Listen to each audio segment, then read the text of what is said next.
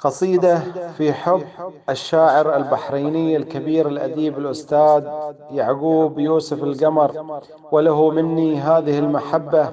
الذي ينشر علينا إبداعه كل يوم بابتسامته الجميلة. أحب أن أهديه هذه الأبيات وله كل الحب.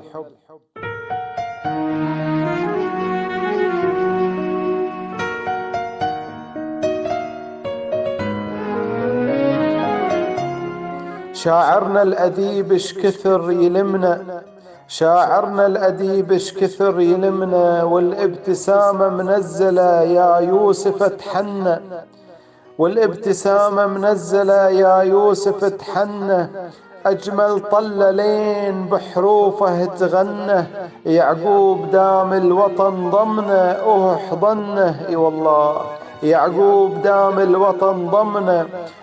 حضنه، تشوف الوطن في عيونه وتشوفه فنه، تشوف الوطن في عيونه اي والله وتشوفه فنه، لا تظن يخلي المحب بالبسمة يشملنا،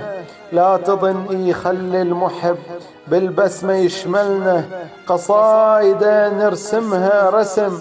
بمحبته تشبهنا، لازم بالورد نتوجه اي والله، لازم بالورد نتوج بتاج الوطن شاعرنا، لازم على لسان الصبح نتنفسه ويذكرنا، سولف عن بعد وهو القريب تعنا، وقال القصايد من زمن دلمون بالونة، معروف يعقوب القمر اي والله معروف يعقوب القمر ده فارسنا، ومشهور وسط النبض بضحكة،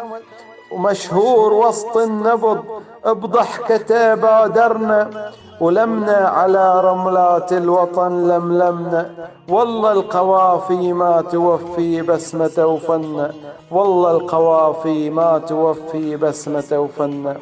مع تحياتي ومحبتي الشاعر البحريني الإعلامي محمد علي.